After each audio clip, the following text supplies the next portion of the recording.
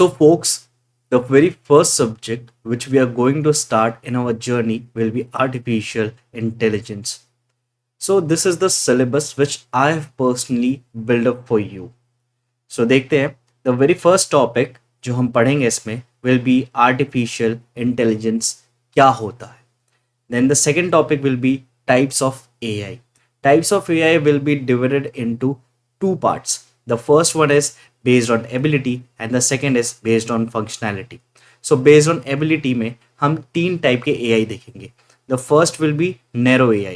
Narrow AI को हम लोग weak AI भी बोलते हैं. ओके ये हम जानेंगे आगे के लेक्चर्स में इसको वीक एआई क्यों कहते हैं. बाकी ये जो दो एआई है, general AI that is known as AGI and super AI, इन दोनों को हम लोग स्ट्रॉन्ग एआई की कैटेगरी में डालते हैं. ठीक है. सो नाउ जब हम ये तीनों टाइप के एआईज को पढ़ लेंगे कि ये तीनों टाइप के एआईज के जो मॉडल होते हैं वो किस तरीके से काम करते हैं, फिर हम लोग बेस्ड ऑन फंक्शनैलिटी उन एआईज को देखेंगे कि क्या होते हैं. Okay. So based on functionality में हम लोग देखेंगे कि जो मॉडल होता है उस मॉडल के फंक्शन कैसे काम करते हैं.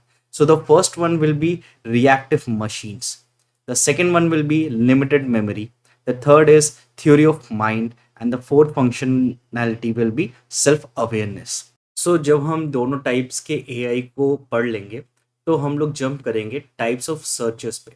एंड मार्क माई वर्ड्स, जो ये सर्च टॉपिक है वो बहुत इंपॉर्टेंट है. It is one of the most important topics in the syllabus of the artificial intelligence. So तीन टाइप्स के मेन सर्चेस हम लोग को पढ़ने हैं. The first one is uninformed search, the second one is informed search and the third one is adversarial search. तो हम लोग ये देखेंगे कि हम लोगों को अनइन्फॉर्म्ड सर्च और इन्फॉर्म्ड सर्च और एडवर्सियल सर्च में कौन कौन से मेन एल्गोरिदम्स पढ़ने हैं. So the first algorithm in uninformed search will be breadth first search, which is also known as BFS. And the second algorithm is going to be DFS, that is depth first search. And mainly ये जो दो algorithms है वो हम लोग अगर पहले आपने पढ़ा होगा तो ये ग्राफ ट्रेवर्सल में काम आता है. तो वहाँ पे आपने वो पढ़ा होगा तो सेम ऐसे ही ये यहाँ पे भी काम करते हैं. ठीक है. So after this, the third algorithm is going to be UCS, that is Uniform Cost Function. The fourth algorithm is IDDFS, that is Iterative Deepening Depth First Search. And the last one is DLS, that is Depth Limited Search. So ये जो main algorithm है DFS, Depth First Search, उसी का एक UCS एक advance version है.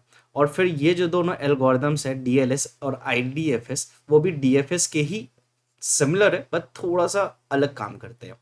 And जब ये पांचों एल्गोरिदम हम लोग पढ़ेंगे, उस पांचों एल्गोरिदम्स के हम टाइम कॉम्प्लेक्सिटी भी पढ़ेंगे, स्पेस कॉम्प्लेक्सिटी भी पढ़ेंगे कि वो एल्गोरिदम कंप्लीट होता है या नहीं, ये भी जानेंगे. वो ऑप्टिमल है या नहीं, उस एल्गोरिदम का एडवांटेज क्या है, उसका डिसएडवांटेज क्या है, और उस पर्टिकुलर एल्गोरिदम्स के एप्लीकेशंस क्या क्या है, real world applications. So after completing all the 5 algorithms, अब हम लोग जंप करेंगे इन्फॉर्म्ड सर्च के एल्गोरिदम्स पे. और इन्फॉर्म्ड सर्च के एल्गोरिदम्स में हम लोगों को मेनली 4 टाइप्स के एल्गोरिदम पढ़ने हैं. The first algorithm is going to be informed BFS. So the first point which arises here is कि यहाँ पे भी BFS दिया हुआ है और यहाँ अनइन्फॉर्म्ड सर्च में भी हम लोगों को BFS यहाँ पे दिया हुआ है. तो कंफ्यूज नहीं हो जाओगे कि कौन सा BFS कब यूज हो रहा है.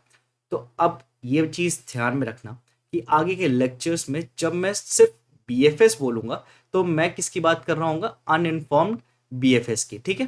That is bread first search. और जब मैं बोलूँगा कि हम इन्फॉर्म्ड BFS लगा रहे हैं एल्गोरिदम, तो वहाँ पे मैं किसकी बात कर रहा हूँ, बेस्ट फर्स्ट सर्च एल्गोरिदम की. ठीक है. तो जब बेस्ट फर्स्ट सर्च एल्गोरिदम हम लोग पढ़ लेंगे तो हम लोग पढ़ेंगे कि A स्टार एल्गोरिदम क्या होता है और फिर AO स्टार सर्च एल्गोरिदम क्या होता है and then hill climbing algorithm क्या होता है. एंड सिमिलरली हम ये 6 पैरामीटर्स उस हर एक एल्गोरिदम के बारे में पढ़ेंगे. देन जब ये दोनों टाइप के सर्चेस हमारे कंप्लीट हो चुके होंगे तो फिर we will jump on to the adversarial search. Adversarial search जो होता है वो मेनली हम गेमिंग में यूज़ करते हैं. ठीक है. तो ये मैं थोड़ा सा ओवरव्यू भी दे दिया. तो गेमिंग में हम लोग यूज़ करते हैं. गेमिंग में हम लोग जब यूज़ करते हैं तो हम लोग उसमें पढ़ते हैं कि मिनीमैक्स एल्गोरिदम क्या होता है और फिर उसमें पढ़ेंगे कि अल्फा बीटा प्रूनिंग क्या होती है. तो अल्फा बीटा प्रूनिंग कुछ नहीं है, बस ये जो मिनीमैक्स एल्गोरिदम है उसी को हम लोग कट डाउन करते हैं, बेसिकली मोर ऑप्टिमाइज्ड जो एक सोल्यूशन देता है वो अल्फा बीटा प्रूनिंग देता है, ठीक है। उसके बाद हम लोग पढ़ेंगे कि लॉजिक, लॉजिक में क्या क्या पढ़ेंगे हम लोग, प्रपोजिशनल लॉजिक क्या है और प्रेडिकेट लॉजिक क्या है। फिर उसके बाद हम लोग लास्ट टॉपिक जो है हमारा वो होगा अनसर्टेनिटी प्रोबेबिलिस्टिक रीजनिंग। इस अनरियलिस्टिक में हम लोग क्या क्या चीज़ें पढ़ेंगे।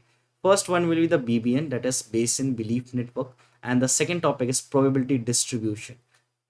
सो जब ये 6 टॉपिक्स मेनली हमारे कवर अप हो चुके होंगे तो हम लोग ये चीज़ कह पाएंगे कि आर्टिफिशियल इंटेलिजेंस हमारा एक सब्जेक्ट पूरा कंप्लीट हो चुका है। सो देखो, ये जो 6 टॉपिक्स हम यहाँ पे पढ़ेंगे आर्टिफिशियल इंटेलिजेंस में, तो ऐसा नहीं है कि सिर्फ हम लोग पढ़ेंगे, उस चीज़ों को समझेंगे और फिर याद करके अपने दिमाग में स्टोर कर लेंगे। नहीं, ऐसा बिल्कुल नहीं करना है, क्योंकि रटी हुई जो चीज़ें होती है ना वो ज़्यादा देर तक दिमाग में नहीं रहती है।